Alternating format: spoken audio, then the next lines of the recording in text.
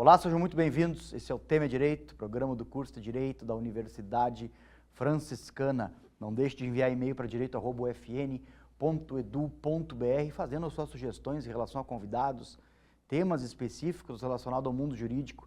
Este é o foco central deste programa. Meu convidado de hoje, com muita alegria, recebo o advogado e egresso do curso de Direito da Universidade Franciscana, Felipe Toneto Londero. Seja bem-vindo, meu amigo.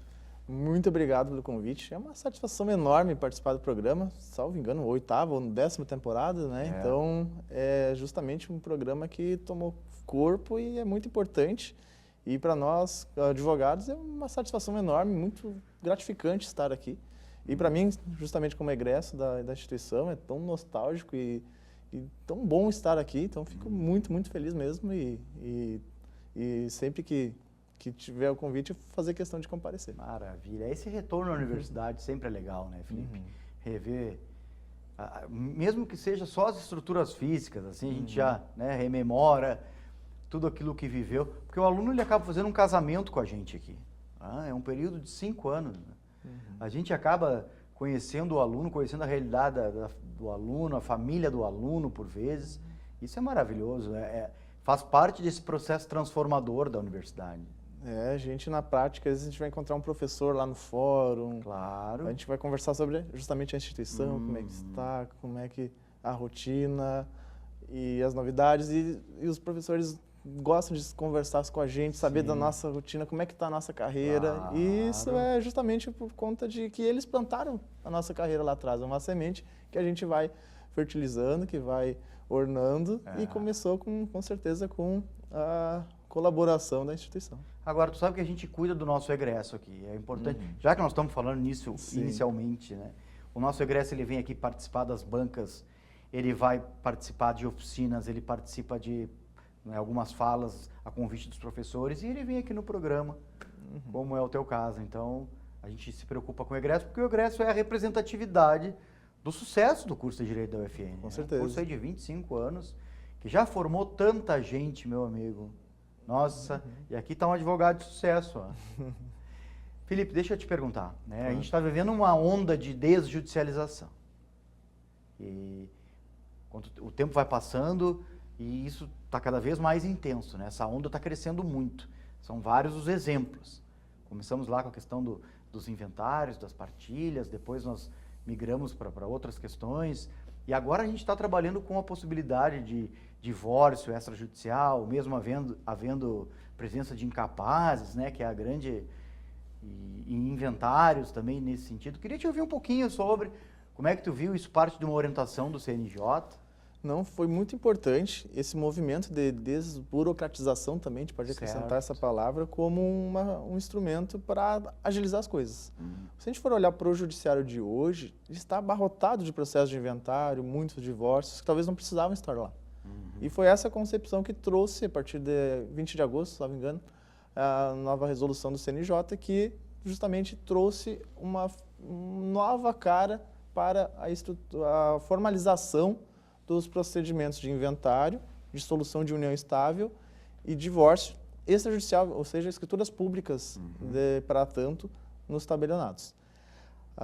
Se a gente for trabalhar primeiro com a questão do divórcio e da dissolução de união estável, na verdade, a modificação não foi muito grande, a meu ver. E por que isso?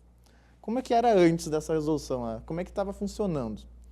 O divórcio, obrigatoriamente, quando se tinha menores de idade, a gente tinha que trabalhar ele no judiciário, porque tinha que passar pelo crivo do Ministério Público e depois a apreciação do judiciário, do juiz. O que modificou? Agora se pode fazer o divórcio, a escritura de divórcio via tabelionato extrajudicial quando tem menores de idade. Mas tu não pode fazer nada relacionado às crianças, guarda, visita e pensão alimentícia, lá no extrajudicial também. Então, tu continua necessitando trabalhar com uma ação de consensual, enfim, de guarda, alimentos, visitação.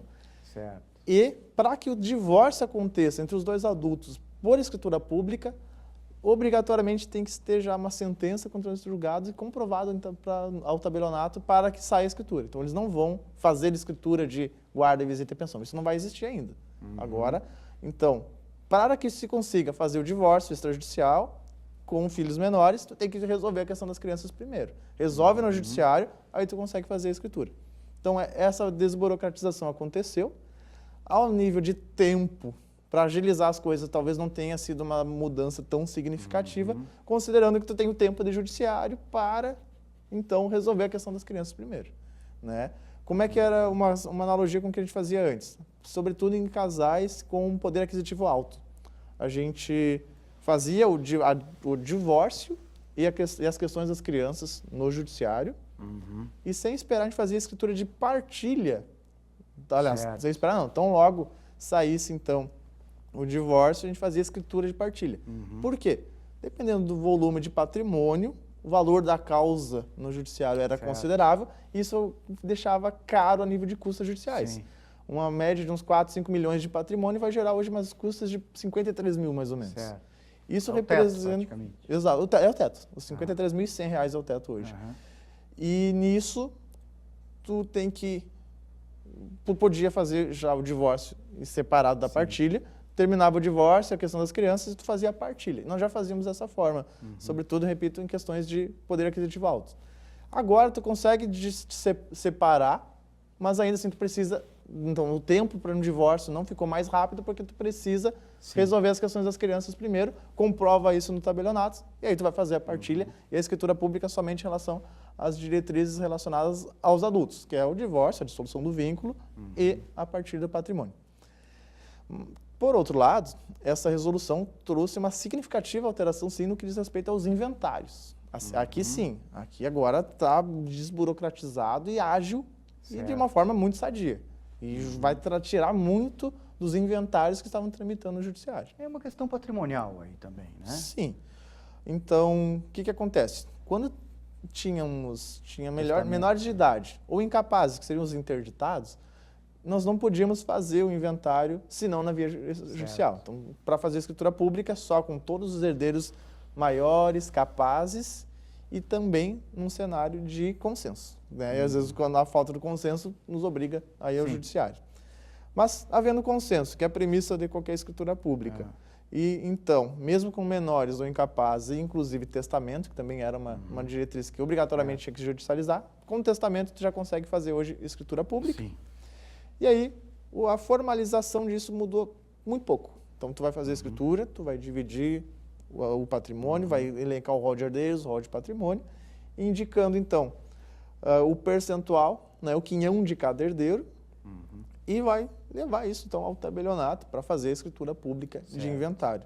A diferença em relação a uma escritura até então feita sem menores de idade, sem incapazes, era de que tu, diretamente, com o tabelionato, resolvia tudo. Então, logo vinha a resposta da Secretaria da Fazenda com o imposto a pagar, se pagava e fazia a escritura. Perfeito. Né, assinávamos ela. Agora, a diferença é que, tendo menores de idade ou incapazes, o tabelião vai direcionar ao Ministério Público para apreciação. E o Ministério Público vai fazer um parecer concordando ou não com a escritura. Por quê? O Ministério Público, tal qual eu sempre brinco com os clientes, que eu sou advogado da mãe, a outra parte lá, o outro advogado é advogado da mãe, e tem o Ministério Público que é o advogado da criança. Isso. Então, o advogado, ele tem a função dentro do judiciário de zelar pelo melhor interesse das crianças. Então, fora do judiciário também. Então, o tabelião vai enviar para o Ministério Público, vai fazer um parecer concordando ou não, verificando se os direitos daquela criança, daquele menor, daquele incapaz interditado estão preservados. Uma vez preservados, parecer ok, aí libera-se para fazer a escritura pública. Também o tabelião pode enviar para o Ministério Público caso entenda por te tirar dúvidas. Ok, você fez um parecer concordando, mas eu tenho uma dúvida sobre tal situação, verificou sobre isso? Aí vem o parecer também.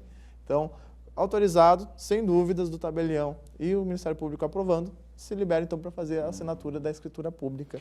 Então. Sabe que as pessoas perguntam muito para a gente, aqui na universidade também os próprios alunos perguntam.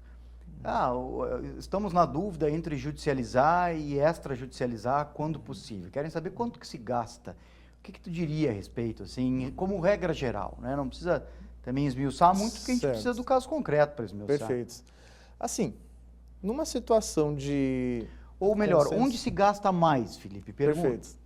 Se existir uma possibilidade de, por hipossuficiência financeira, a ser beneficiado com a justiça gratuita, o judiciário é mais barato, mas embora mais demorado. Porque invariavelmente, tu vai pagar emolumentos e taxas para a escritura pública lá no tabelionato, certo?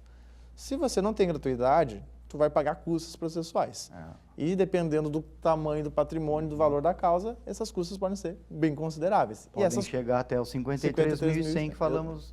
Exatamente. E nisso, por si só, o judiciário fica mais caro, porque esse valor, essas custas, tu não vai ter lá na escritura pública. Não existe isso no âmbito do... Né? Um valor desse tamanho aí, não. Pois é. E também, para assemelhar as duas disposições, o imposto de transmissão, os cálculos, avaliações que se pagam ao final são as mesmas, tanto no judiciário quanto no tabelionato.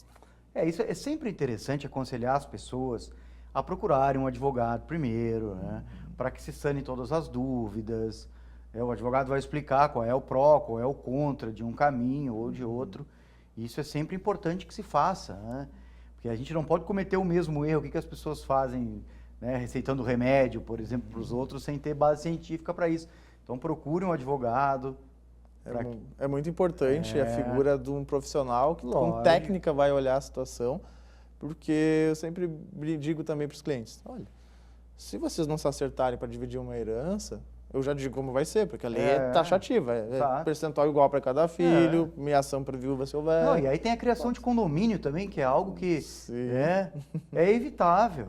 É evitável, mas aí quando tu vai jogar diferente do que tem em legislação, vai ter uma questão de interesse ou uma questão emocional. E aí o judiciário está cheio disso, inventários tramitando há 20, 30 anos. E tem uma outra coisa que as pessoas têm que saber também, o inventário, ele não é uma prioridade assim para um juiz, nem deve ser.